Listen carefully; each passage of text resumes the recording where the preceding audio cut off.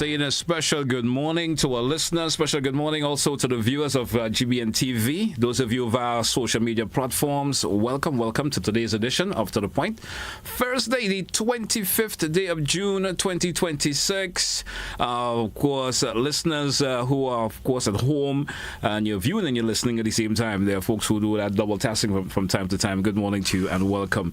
On Thursday, we usually host various departments within the RGPF. We have the Digital Forensic Unit with us this morning. My guests are representing this morning. We have Neilon Finley with us this morning. I should say Detective Constable 80 with us this morning. Good morning to you, officer. How are you doing this morning? Nice to have you back on the program, I should say. Yeah. Is he his first time for 2026 so far? Yeah, first time. Good morning once again. Welcome. Pleasant morning, and thank you for having us. Pleasant morning to also the listening public. And I must say, it is always a pleasure, of having us, the Royal Grenadier Police Force, by extension, the Digital Forensics Unit, in always having these meaningful engagements, providing information to the public. So once again, thanks for having us. And it's a pleasure having you, because sometimes in our little world, I would like to say something in Grenada, we don't put the emphasis a lot on digital forensic here. Yeah, somehow we feel that sometimes we get the impression that that is for the countries with the more modernized world. For the you get that impression sometimes. You hear someone may say, think about it for your fingerprint and all of these things. What are they going to do with that? But it plays an important role from time to time. Sometimes we see the success rate that the RGPF is having. Exactly. You understand? True. And it's because of this particular unit, we say that is offering the services that they're offering, and helping with the success that we have from time to time. Okay. So our main focus this morning, we're talking fake news, misinformation, disinformation. It's something that is plaguing a whole lot. From time to time we hear that conversation. Is it what has been put out there? Is it real? Is it real? And sometimes there are individuals who get caught up in it. Yes, plenty. Get caught up in it because X may have said it or Y may have said it. The status of X or Y in society. Exactly. If GT is on the radio saying that. Yes, which means that it must have some truth to it. Yeah, they have some truth in it. And let's take what he says. And sometimes you don't know it's a third-party source I'm picking up from also. Exactly. And that third-party source may have got it from a source, maybe 3 or 4 sources before me. And it sometimes it's broken down into different versions. And may not always be, the correct thing. Let's kick it off like this morning. When we hear the term fake news, and how, for the average listener out there who may not truly understand this, fake news. Yes.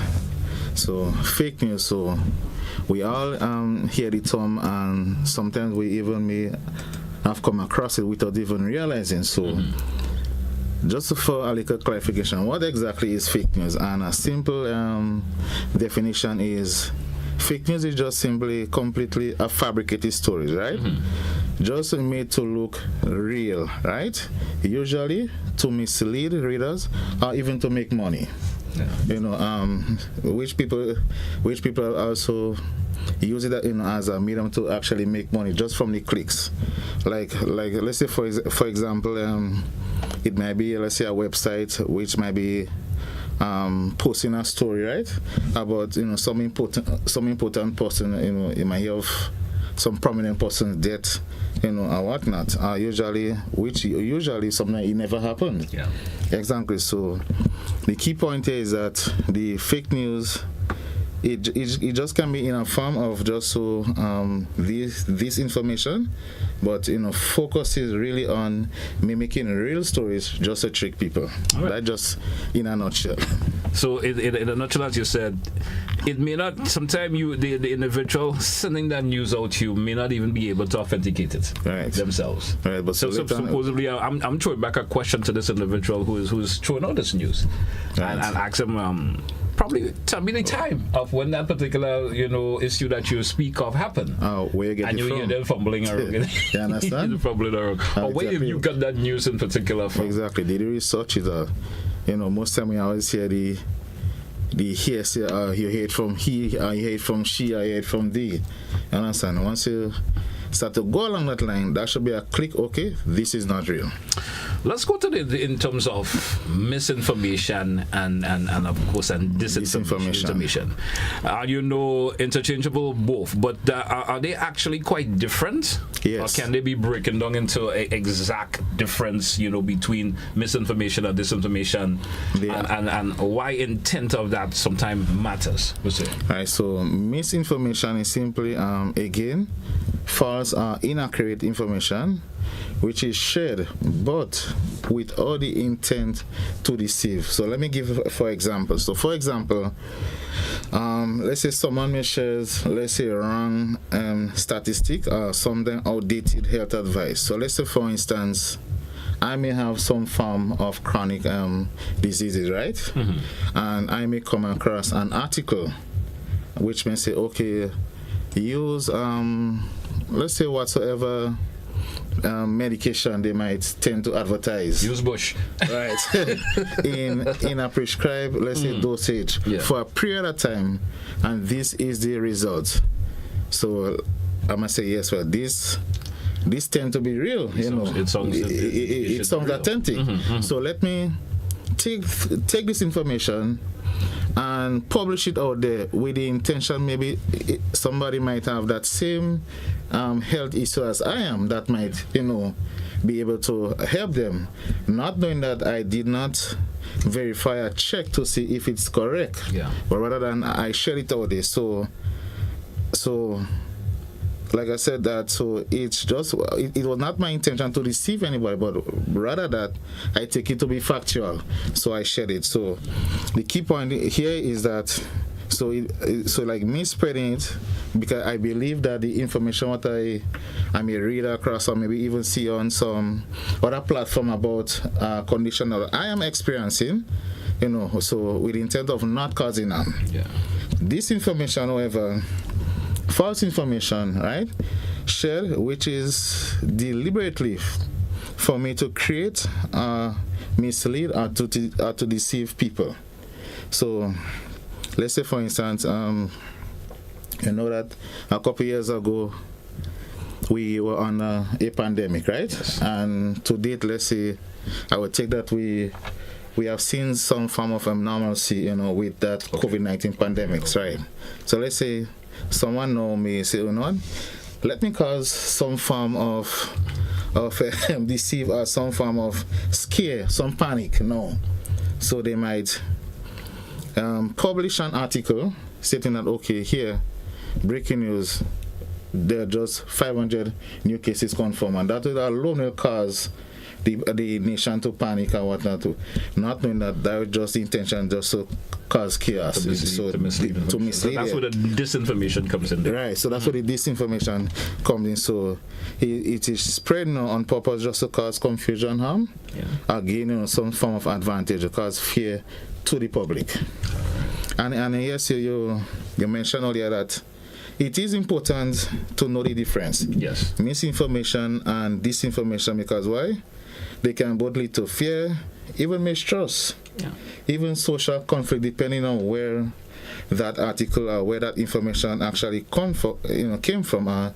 Even when I speak about a real world harm. So let's say and with the use of, we see that fake Facebook profile, which normally can be used of people actually spreading, this false claim. Projecting themselves as doctors. Right, exactly. And putting out medical advice. Yeah, so that's where that bit of misinformation comes in there also. Right, so, so it's important that, that just what I'm sharing, that can help us to recognize, to quickly recognize these little hiccups or whatnot, the information, those little minor things, which can help to a situation in the long term run. Tell me, now the RGPF, especially the Digital Forensic Unit, I'm sure issues of that is sometimes concerning.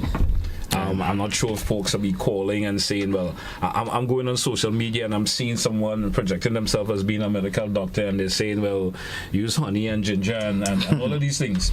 Yeah. And it may help you for certain illness and so forth. Right. How concerning is that for the digital forensic unit, yourself in Grenada? I'm not sure if the percentage of it is that high in terms of the concern where you hear complaints of folks being misinformed or disinformed in relation to that, in terms of those information they do come across. We haven't not that much of a high, but yes, it can be very concerned because someone, let's say, most likely create an article or publish something, let's say, about you. Yeah. It can cause chaos or confusion, especially it might even defame, let's say, your character. And I know just by the back and forth, that can also lead even to violence. So of course it might sound simple, but it's a very concerning matter. So yes. All right. I asked it that particular way because from time to time we see where folks get a little bit loose in terms of their social media posting and so these days. Exactly. Speaking of things that you may know for your personal self that didn't occur, or that maybe whatever they're saying is not true. Let me say, well, these are Rasta man, but I know I'm not. And so it now creates a different notion in terms of other individuals towards you. Right. You understand? So I would just thought, how concerning is that? Is it a troubling trend that we're seeing happening from time to time? Yeah, especially time to time. Where the social media aspects of things has become so open in Grenada today. Right. Yes, it is, and I'm also happy that that you bring out this point, because it is it can be very, very, very troubling. So, but wanting to know that like there are some signs or whatnot where you could always as to spot this information, especially maybe something that might be posted or they are published. And most times, I'm sure from time to time on the social media platform, you have actually come across. So they tend to use what they call emotional headlines, right? Okay. So let's say you might launch, let's say the Facebook platform, and then you might see something else. You won't believe it. Breaking news. Here's what.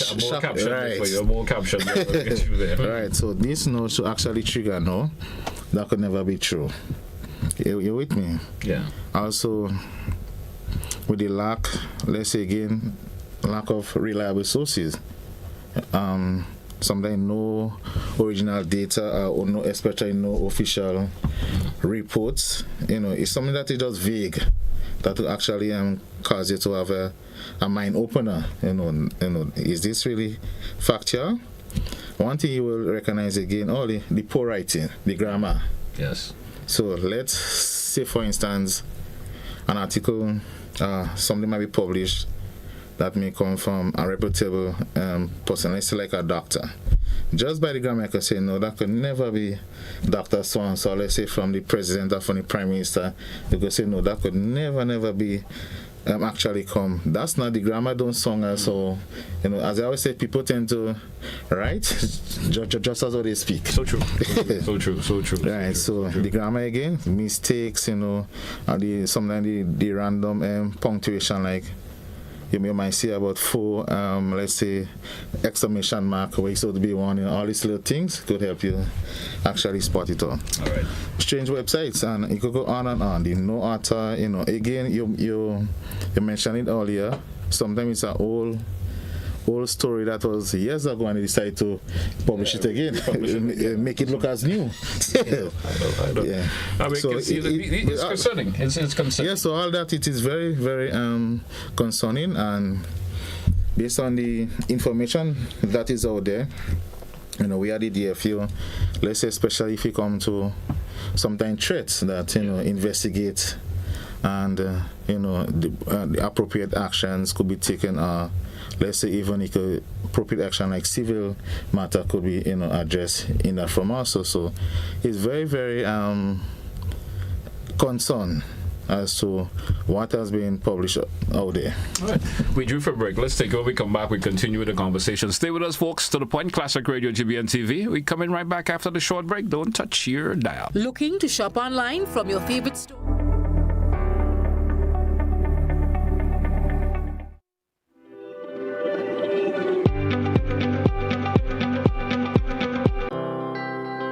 The Ministry of Agriculture White Potato Production Initiative is an OECS sub-regional project aimed at reducing Grenada's reliance on imported white potatoes, which in 2025 had an imported value of over 4.5 million EC dollars.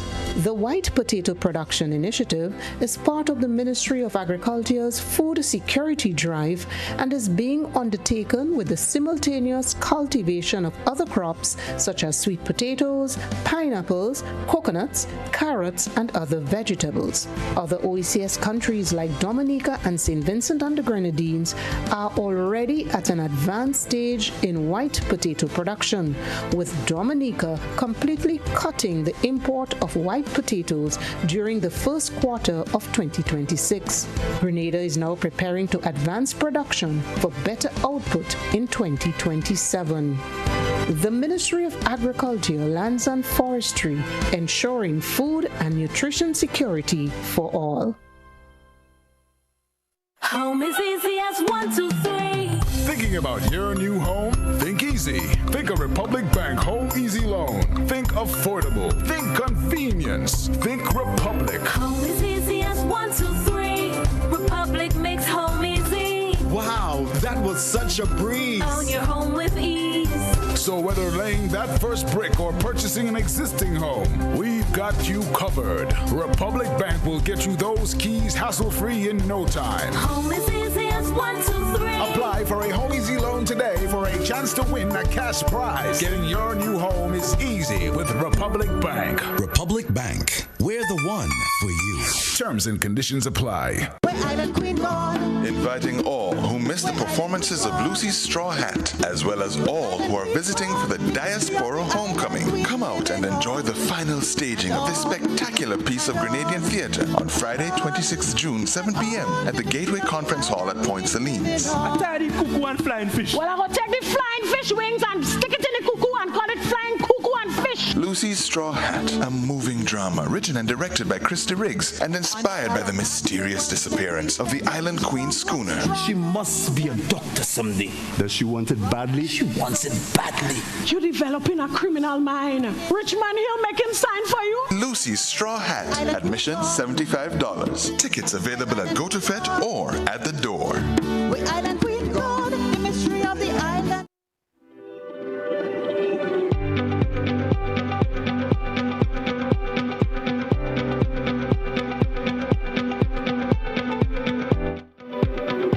Welcome back, listeners. Welcome back, viewers. Of course, Detective Constable. We have AT with us this morning. We have Mr. Of course, Neil Finley with us, and we're talking, of course, misinformation and disinformation. That is all, of course, the content of our conversation this morning. I want to switch to, the role, especially when it comes to the media in relation to this, in terms of how people, gather information or pick up, or the responsibility of media, like, for example, from time to time we see a lot of content has been pushed to our phones daily, What does that mean in terms of the use of the media responsibility? We in 2026, sir. Yeah. You understand? Yes. And from time to time, we have these media sources that push this information to us.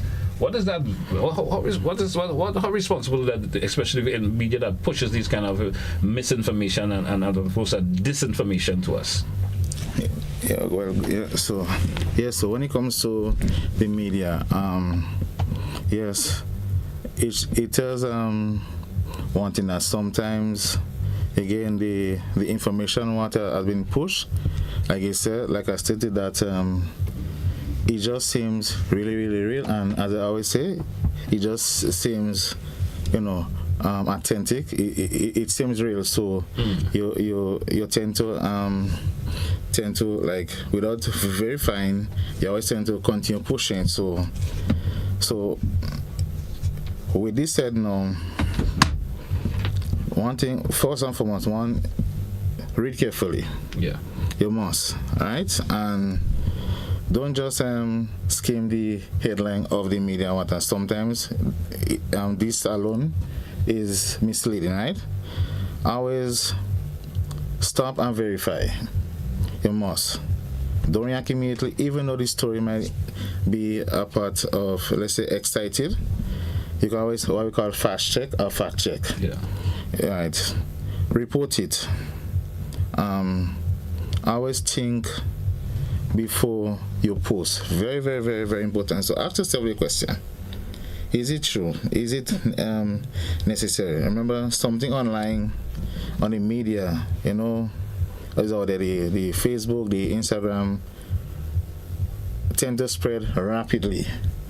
And so just is there before the wink of an eye, it is spread rapidly. Always understand the impact of your words, posts can have, legal or social or even professional consequences. Very important. So you must be aware of, let's say, might say, oh, it's just a joke or some sarcasm, that can, be misunderstood without consent. Again, laws and regulation. You must be aware, and some of them, like let's say for instance, threats. The media again. Yes, investigation can be conducted, and the perpetrator, yes, some form of legal action, can be taken. So always know your laws and whatnot. Tabi, I want you to walk me through this a little bit.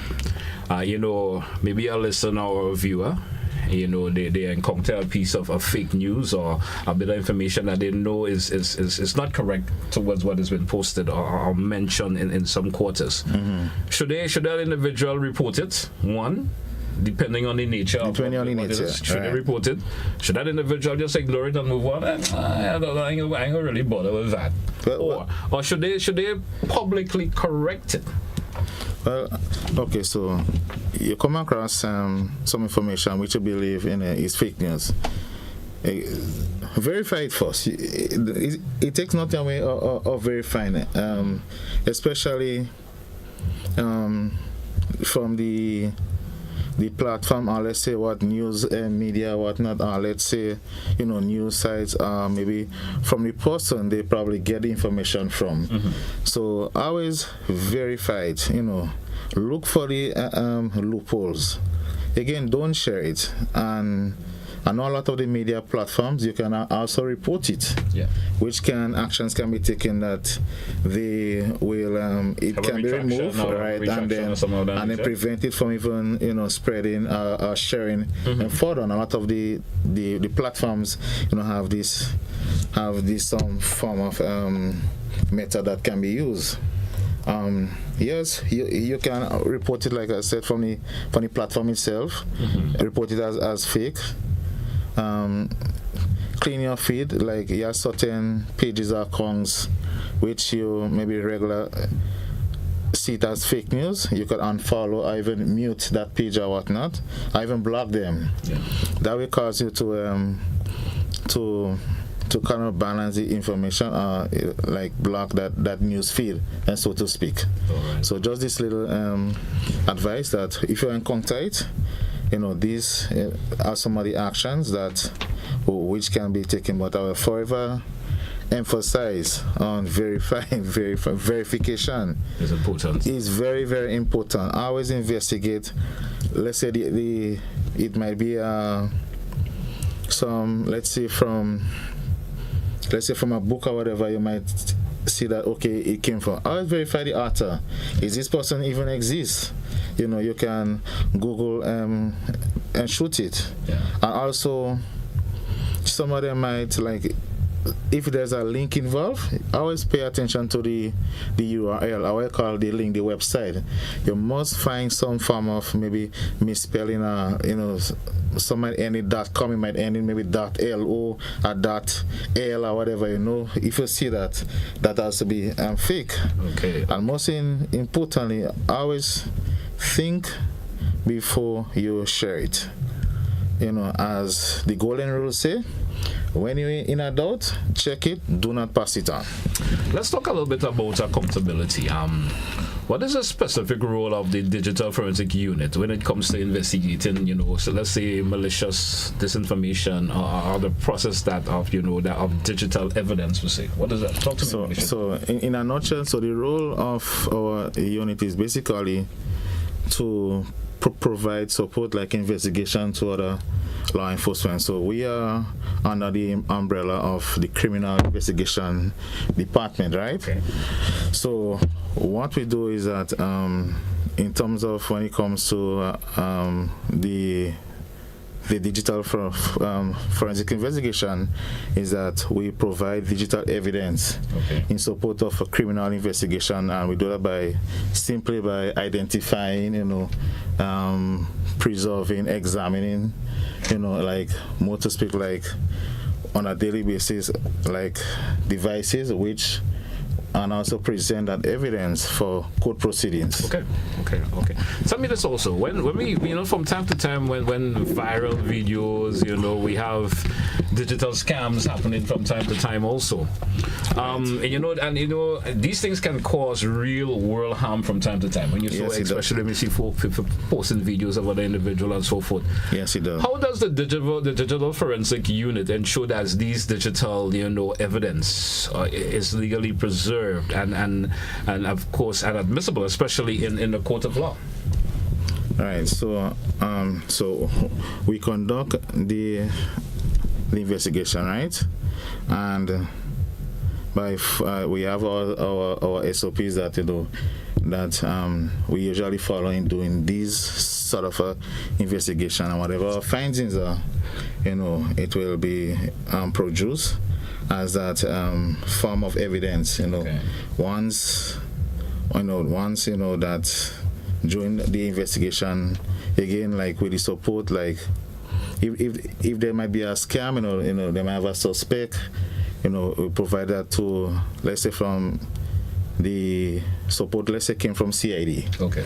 Right? So they come here that here's the nature of the investigation, they bring forward the case, we conduct that aspect, and then once it is proven, then yes, that person, will be added to support or strengthen the case that charges can be laid, to that individual. All right. Misinformation often, targets specific, physical locations. When I say that, we're talking businesses, properties.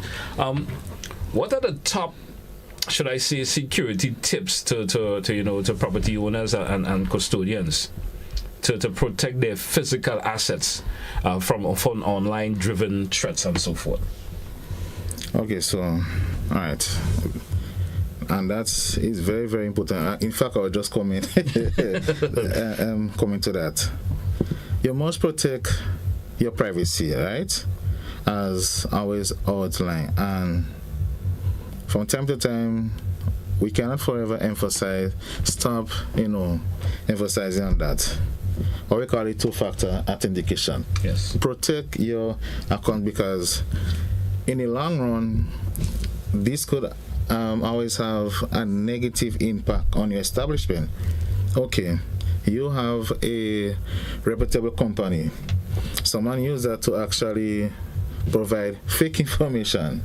Yes?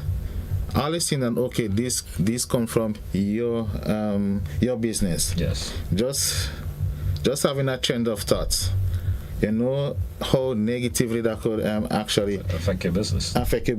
Yes. Oh, that you can't rely. They're always posting some kind of misinformation, false news and whatnot.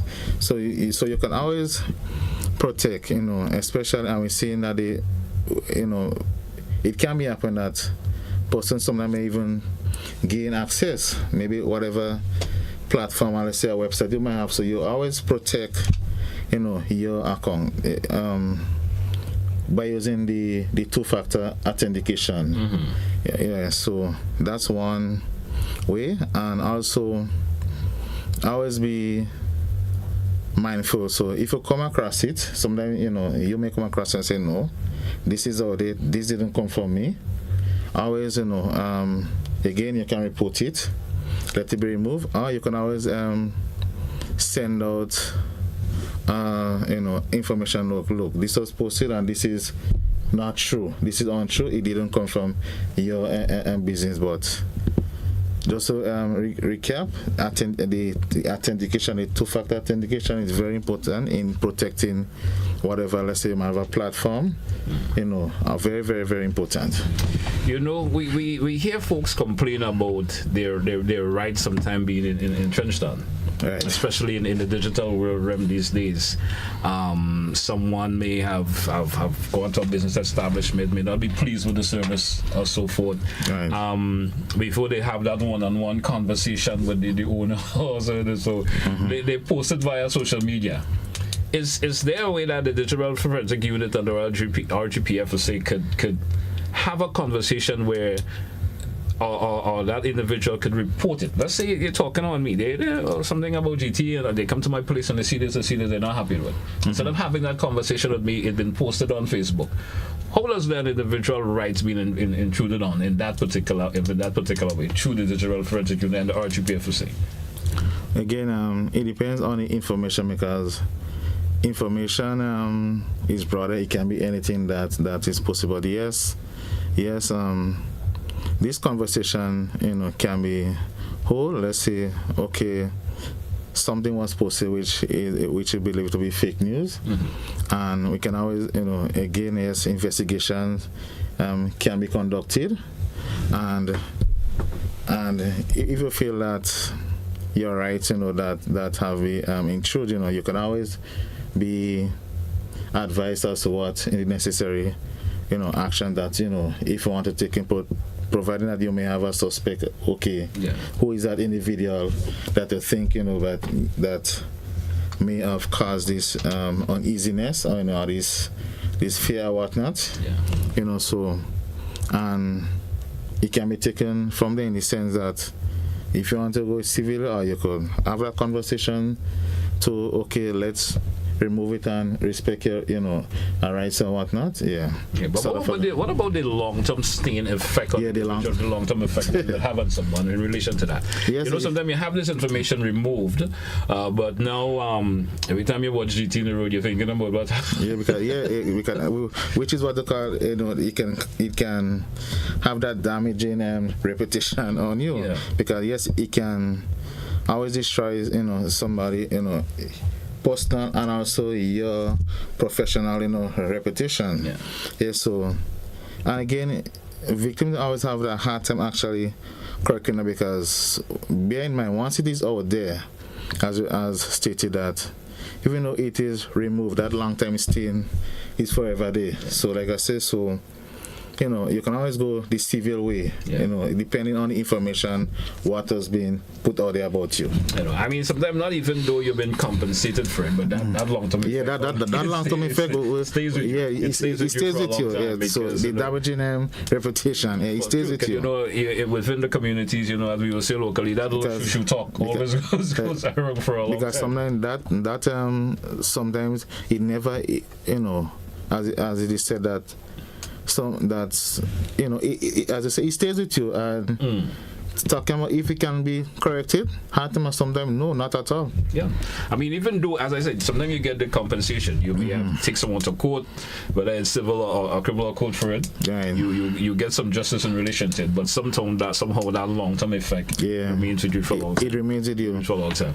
We drew for a break again. Let's take it away. Come back. We continue the conversation. Stay with us, folks. To the Point Classic Radio, GBN TV. We will be right back. Don't touch it out.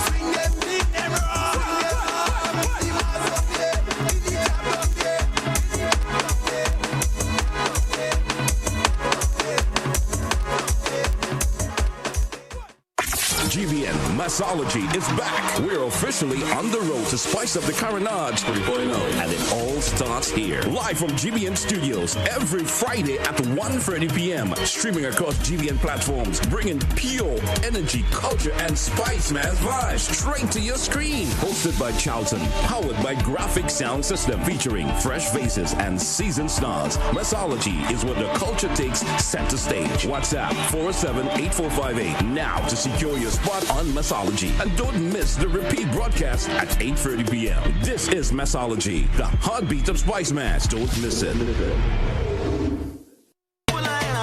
Cricket fans, the ultimate cricket carnival is completely locked in.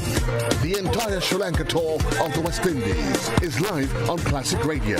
From the explosive white ball battle to the grueling high-stakes test match crown, every boundary, every historic wicket, and every single moment of national pride is coming straight to your living room.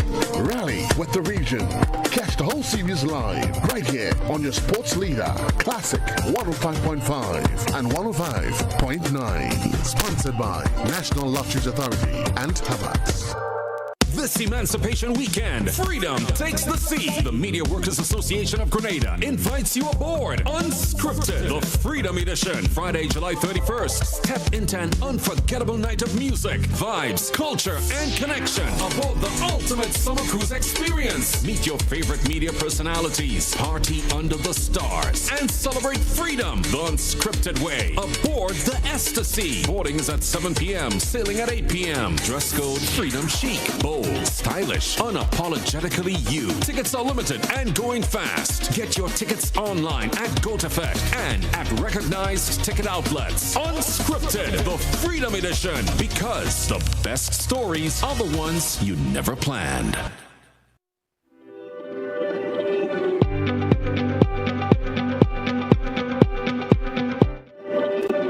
Welcome back, listeners. Welcome back, viewers, to The Point, Classic Radio, GBN TV. Of course, also welcome back.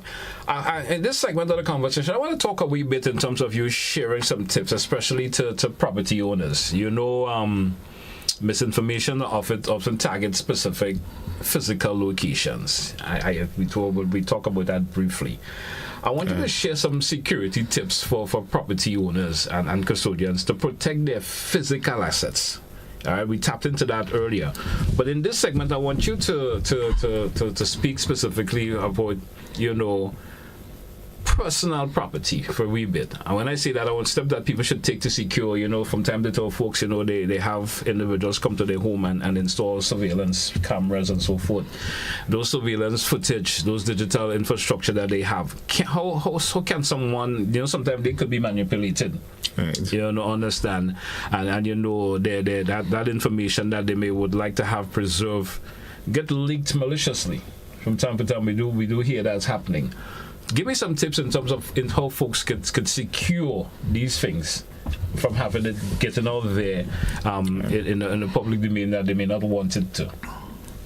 Okay, so this is a very, very important point that you raised, right? So just some basic tips. You know, most time when property owners want to use have the installation of cameras, or what they call the CCTV, right? Yeah. To provide that extra security, you know, that layer of security to the premises. It's always advised that you get, you know, some form of a reputable, you know, technician to actually conduct that installation. And one of the reasons being is that, you know, most times they tend to come with a default configuration, right? Yes. So, which can be very easy to operate if there's other person, let's say, maybe that have that access to the physical system. Yeah. Some might just, you might be surprised. Just one. A simple 1, 2, 3, 4 password gets you in. And someone not even know. Someone just one click and I see your access. So when using a technician, and there are quite a few companies, you know, in Grenada who who conduct this form of installation for people that change the default and password. Yeah. Right. So you know for a fact that you as that property owner will have that, that new credentials along with that your technician who came to install it for you. So let's say something might happen, and we have seen it happen over, and over. In fact, something happened, be it what? Somebody get break into someone's property got broke into, maybe some crime might happen, and before the wink of an eye you see it all over social media. Someone might wonder, well, how does that reach? And that's a specific way I ask the question. Right, so I know. So how does that reach so far? And sometimes because of these specifics, you may not change the default configuration. So anybody, especially with a specific brand, you don't have to be okay that I know it or you know it, but because of the particular brand of the CCTV you have, okay, the default for that is what? As you say, 1234, and you click that. Let's say username, password, password, or username, admin. You input that and it gets you, and you could manipulate it. So once that is done, you have that new credentials, and if it's you did by yourself or the technician has that. So, and don't share, whatsoever happen with people. You might say, okay, you might have that close friend and say, bro, Mister, look what happened in front of my property last night, and you might intend to share that. Mm-hmm. And taking, not knowing that, okay, that person might, they have that first-hand knowledge, yes, but I have something, let me put it out there, look what happened last night, and this can cause, some serious, havoc, and even sometimes in terms, to me, I extend maybe even hinder some of investigation also, because it's out there, already. So avoid sharing it as advice. Let's say to you might say your friend, or you might a family member or whatnot, and changing that default configuration when installing it. I asked a question because I've recently spoken to someone who may have had an individual come to their home and do some installation for them in terms of their surveillance camera, the internal and external ones. Right. And for some reason, sometimes some technician may want to do the installation via their own personal device before share it with the homeowner. Right. And I thought that was a little bit inappropriate because the individual did it on their phone first and then after shared it, which they kept the access. Right, yes. You understand? Yes. And for some reason, they were the individual who did the installation was viewing the person first home as if it's their own. Which is inappropriate. Yeah, so and the reason I mentioned that I always use a reputable company because they do these installations. That there are individuals who, okay, I might have a knowledge, maybe study that, and because you and I are bodies, they say, okay, well, let me check Finley. I know Finley could do that. Let you install. I don't know if maybe that's of what, probably bearing the cost or whatnot. Sometimes, yeah, but you use a company, let's say for instance Hankies, if they do it, that there will be something in policy put by that by the organization when it comes to personal privacy, and once it is breached, and they know the consequences that they could face. Yes. So hence the reason I say always just repeat it, so they don't hold on to that information exactly, except it's absolutely necessary that you may need that to gain that information. Maybe they can help you, they could assist you, right? Not anyone, okay, yes, but I hear something happen in front of your place last night. Let me go and see. Yes, but and then you can log in and log in. History and stuff was going on. They log in, they see that footage, and they might say, look, share it and say, look what happened in front of GTM home. A man, let's say shoot somebody or murder somebody right in front of his home, and then that, not just as that, it gone viral. and hinders the whole, process in terms of when the digital forensic comes in. This has gone thus far that it could be, contaminated some way or the other. That is not authentic as it should be anymore. Exactly. When you speak about the footprints, that aspect of it, because it already, once it's viewed, it changes the whole, as I say, you don't tamper with it already. Individuals know everyone has a computer that they can do stuff with. Exactly. And they could always interpret it the way they want it to be seen now by other individuals, and it lost its whole way of the authenticity of it now. Exactly. Suddenly get lost. Right. So just in a reminder, as just reiterate what just said, always bear in mind that CCTV installation, the system, most of it comes with a default configuration, a default credential. Always be sure to change it. All right. And use of reputable companies to do your installations. Or if you have someone do it, make sure you're there in person, right, so that you can have full access to the information. Exactly. Maybe you may not be able to climb the ladder to put it up, but at least you are able to deal with the other part of it, which can certainly help you, or you do the own processing of the information that you need to type in, maybe for the password changing. And so if you do possess that knowledge, right, and able to do that. And avoid sharing that footage. You might say, let me show my friend or my, your good brethren, so to speak, or your family, look what happened, and by that, once it is in possession of one person, it reaches social media just by a click of a button. And once it's there, again, we see information shared rapidly over a social media platform. All right. Listeners and viewers, if you want to chime in on the conversation this morning, 435-2041. We have both the WhatsApp and the direct line. If you want to tap in on with us this morning, share some information or ask a question or two in relation to what we've been speaking about, feel free to do that. We spoke a lot this morning about the misinformation and disinformation. I'm not sure if you want to make a slight recap, especially letting folks understand once again that misinformation and disinformation. I think that is crucial that folks, yes, remember that a whole lot. Of course, until we get some our listener of you who wants to chime in on the conversation with us this morning, just to re-emphasize on the misinformation and disinformation. Let's go for that for them once again. All right, so misinformation, as I stated earlier, is simple.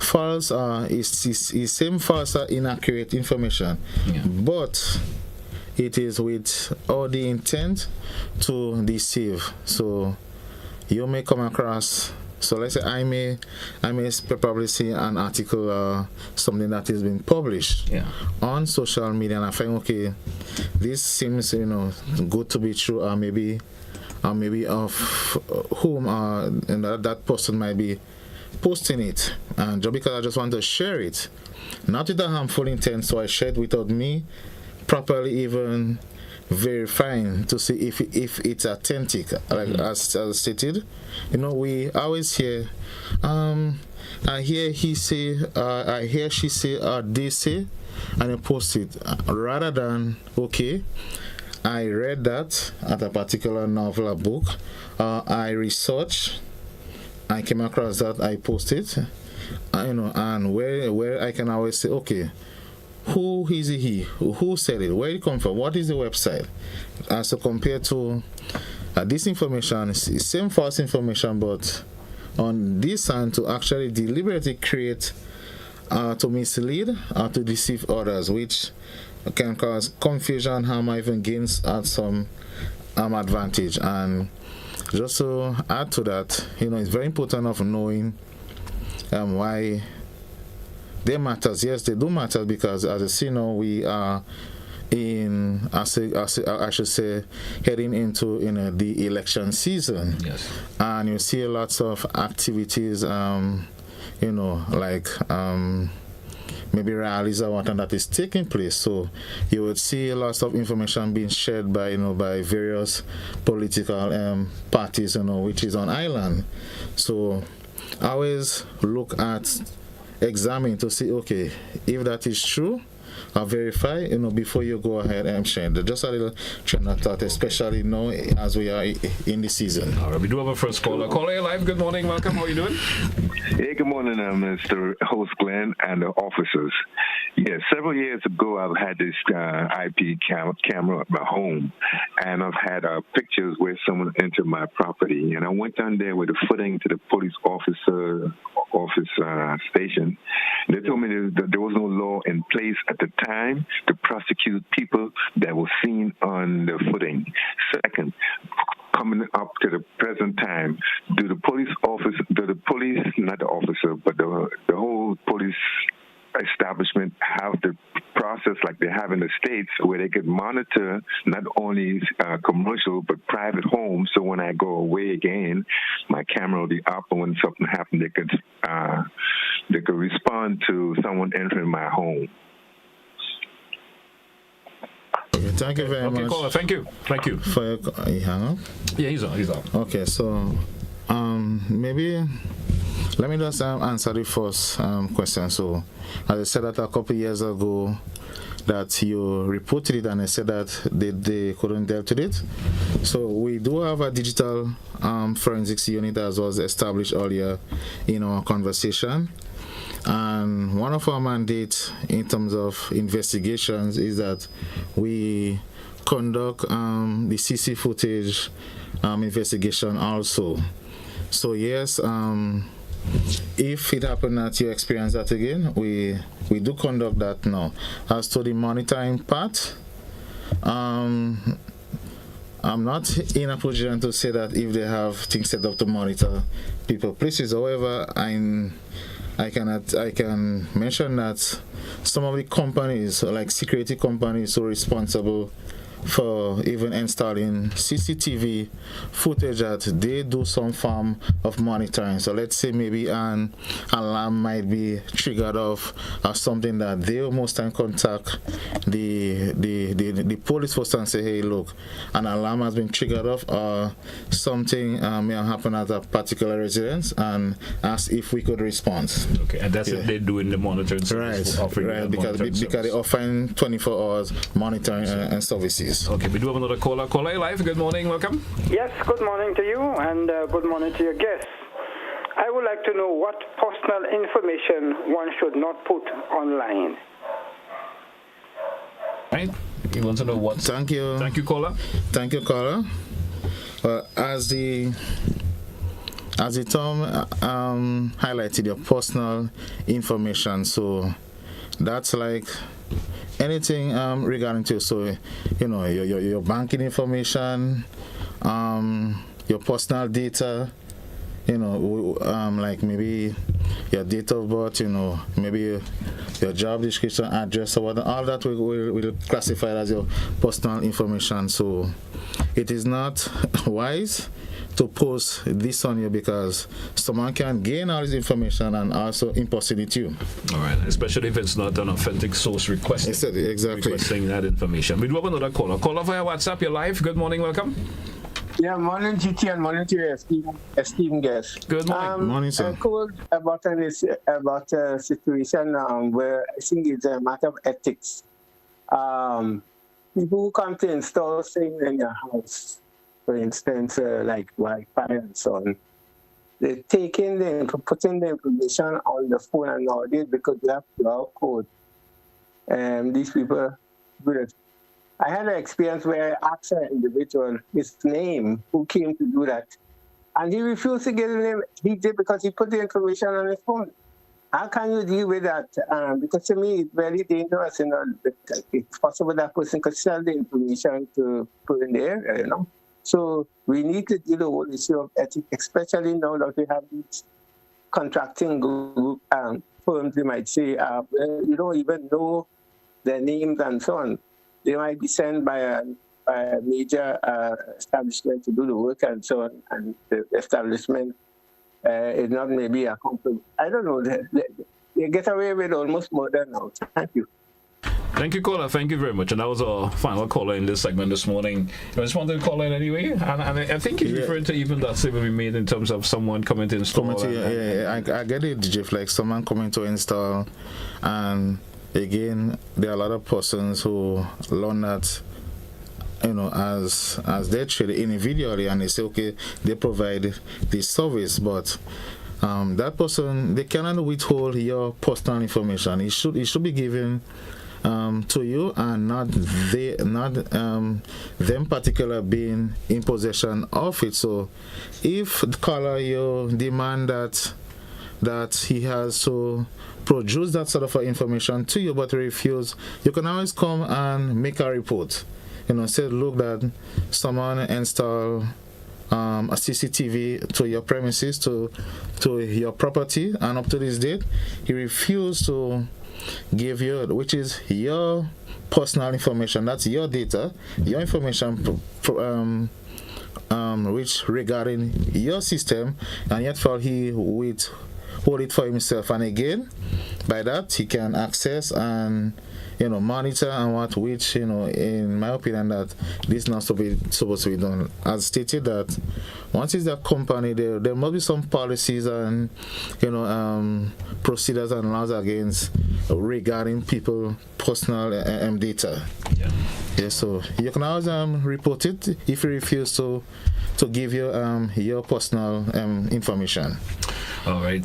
Of course, Detective. Of course, Adrian, I want to thank you a whole lot for sharing information this morning. I'm sure there are listeners and viewers who are certainly having issues with those in terms of the conversation we spoke a lot about this morning, especially with the fake news, the misinformation, and of course disinformation that we talk about.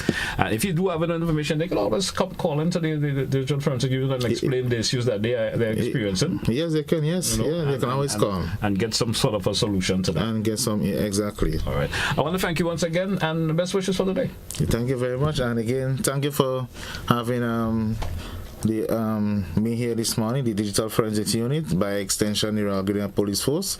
And just a reminder, again, always verification.